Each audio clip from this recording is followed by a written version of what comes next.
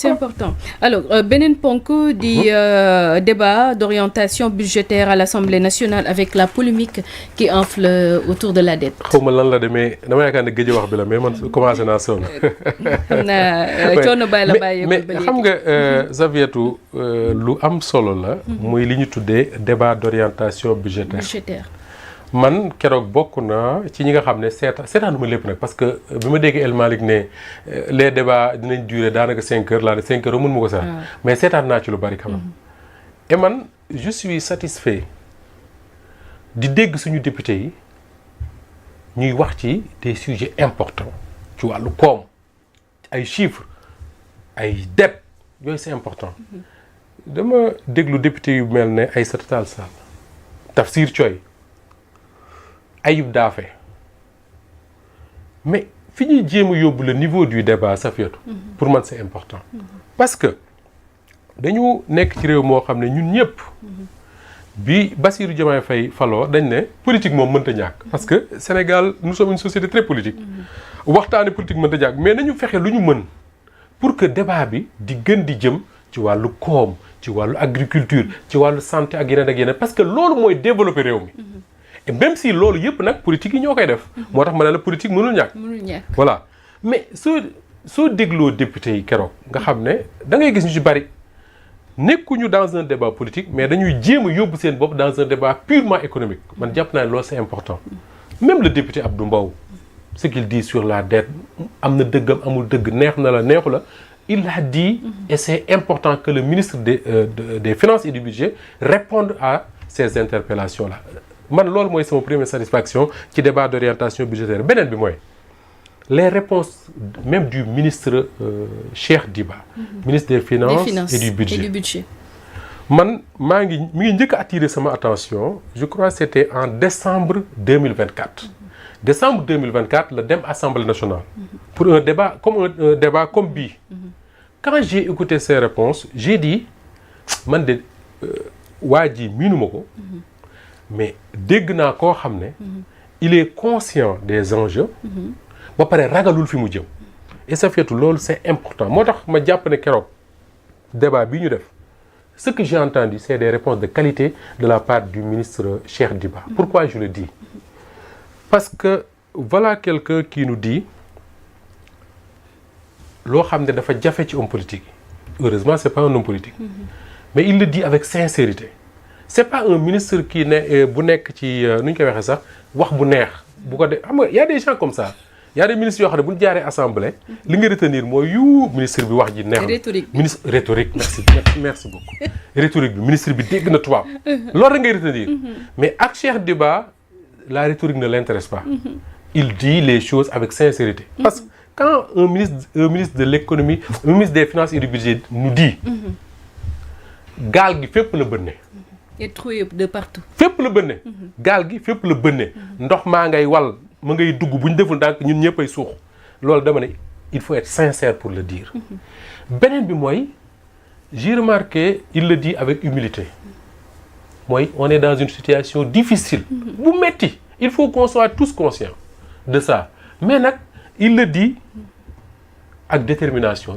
mooy lan mooy gaal gi fépp la bënnee de. mais ñun ñi nga xam ne ñun ngeen dénk pour ñu dindi ndox mi pour que gaal gi continuer di dem ñun ragaluñu. C'est important. Ragaluñu c'est important. L'assurance. Parce que moi je suis contre le fait de nous faire peur tout le temps. C'est bien de nous dire la situation économique est difficile maintenant mais il faut nous dire mais maintenant mais yéen vous êtes élus pour régler ko bu leen na yàcc na yasar et le ministre nous dit man néew ma yàcc na yasar fi ma jëm xam naa ko te ñu mel il a dit quelque chose daf ne. Mes collaborateurs parce que c'est pas moi mes collaborateurs li ñuy def nag xam nañ ko il a dit comme ça li ñuy def xam nañ ko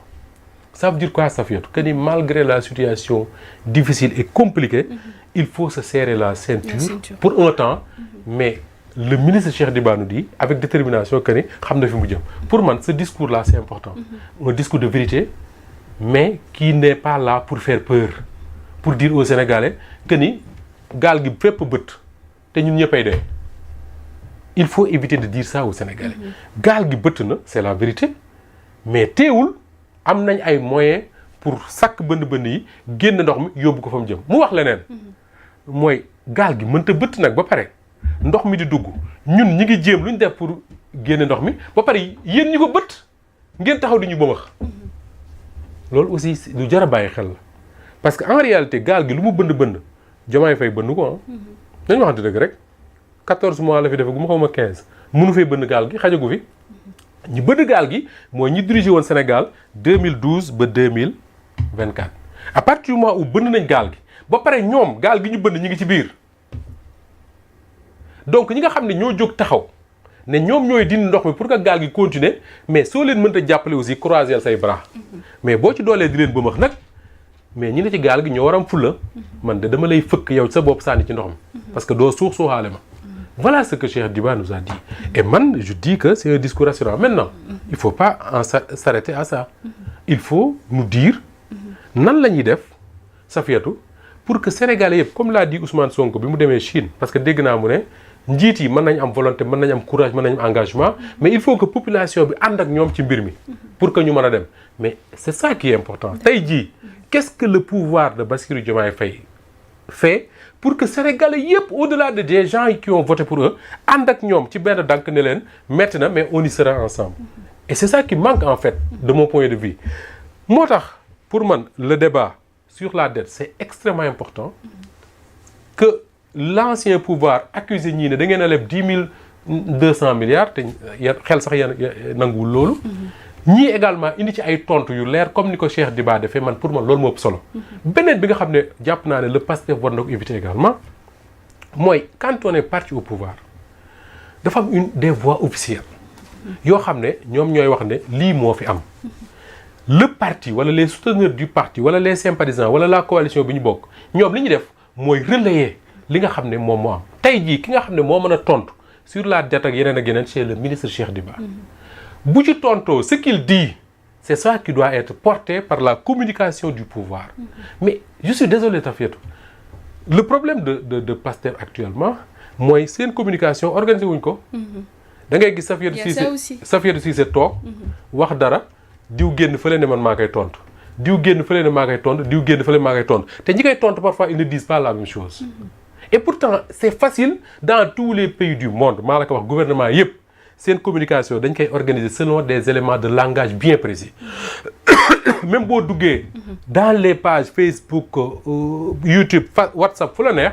c'est les mêmes éléments de langage te éléments de langage yooyu dans chaque domaine quand on parle de santé mais ki nga xam ne moo gën a placé pour wax li gouvernement de en matière de santé mais c'est le ministre de la santé quand on parle de dette ki nga xam ne moo nekk la personne la mieux placée pour nous dire lan la ñu leb ak lan la ñu lebul ak fan la ñu jëm ci jiin lépp mais c'est le ministre des finances et du budget et ce qu'il dit doit servir de base pour la communication du gouvernement et pour la communication du pouvoir en général et du parti au pouvoir mais c'est pas ce qui se fait dans le passé beneen bi mooy Safiatou quand tu regardes l'opposition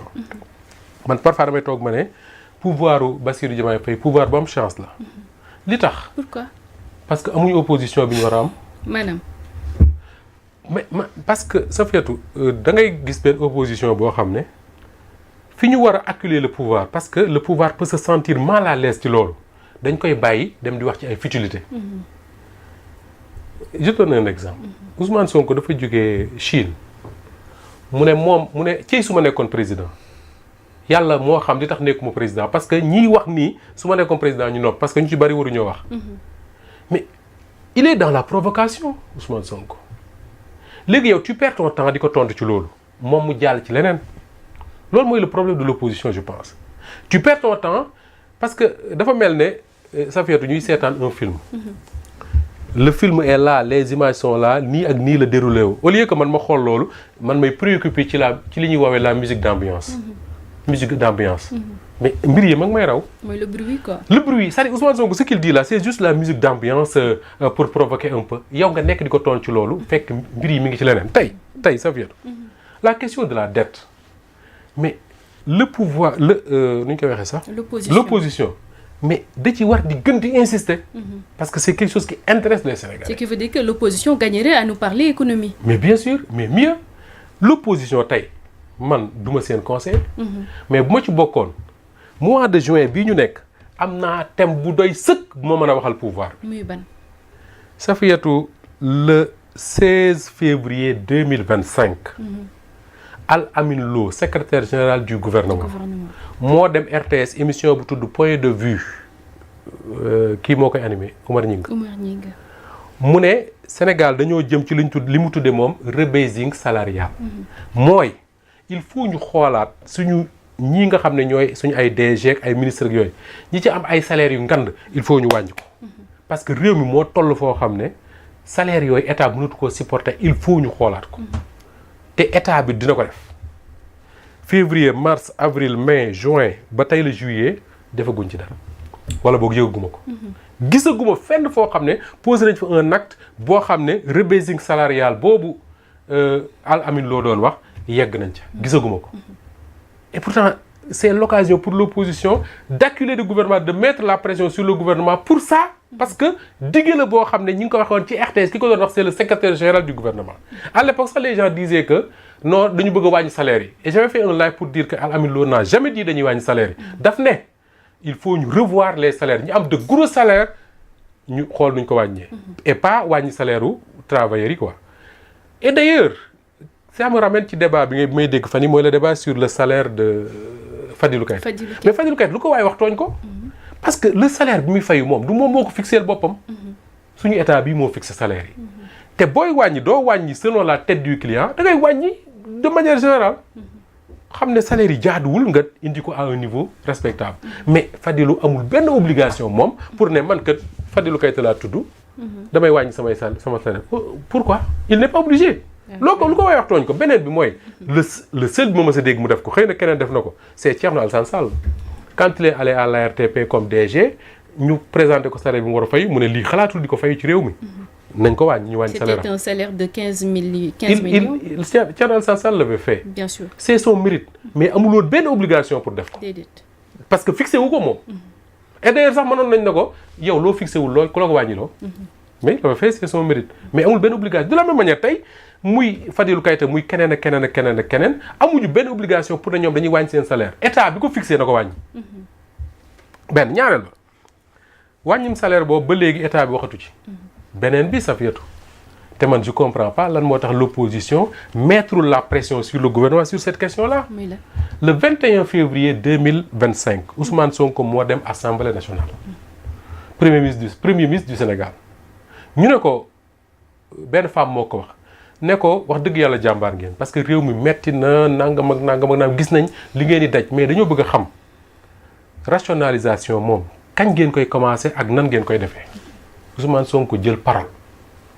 ne au plus tard mooy gën gaa sori fin juin 2024. 2025. waaw ça fait 2024 presque nañ ko. mu ne gën gaa sori fin juin 2025 gën gaa sori mooy au plus tard. D'accord. dinañ supprimer ay agences. parce que dafa am ay doublure entre agences yi. da nga gis agence boo xam ne moom ak li muy def ak li keneen def ñoo bokk. muy benn ñaareel ba mu ne dana regrouper ay agences regrouper mooy boole ay agences pour mu nekk benn. agence yi nga xam ne maintenant dañu am ay mission wala ay charges yoo xam ne. L'administration mën na ko jël wala des directions centrales de l'État mën nañ koo def yooyu dañ koy supprimer mu wax ne au plus tard fin juin 2025 dinañ ko def. Ça fait nous sommes le 2 juillet donc fin juin passé nañ ko. ba léegi déggaguma fenn fu ñu waxee ne. ñi ngi ci yoon supprimer ay agence wala regrouper ay agence mais pourquoi l'opposition ne met pas la pression sur le gouvernement sur ça? Parce que c'est un engagement qu'Ousmane Sonko jël devant les députés. Devant les députés. Mi ngi ko wax le 21 février 2025. su fekkee ne juum ma ci date yi. D'accord. Mais voilà des débats yoo xam ne pour man opposition bi ci la war a insister mais soo bëggee nekk fii di lijjanti mbuubu Ousmane Sonko sol. di lijjanti mi ngi dox ci tapis wala doxul ci tapis di lijjanti je sais pas moi wax na lii lu tax mu wax nangam mais tu perds du temps et les Sénégalais il faut continuer à dire mais waa ji da ngeen koo bañ rek moo tax ngeen di wax yenn yi mais soo leen yóbboo ci les débats de fond yi nga xam ne mooy la dette les engagements pour la rationalisation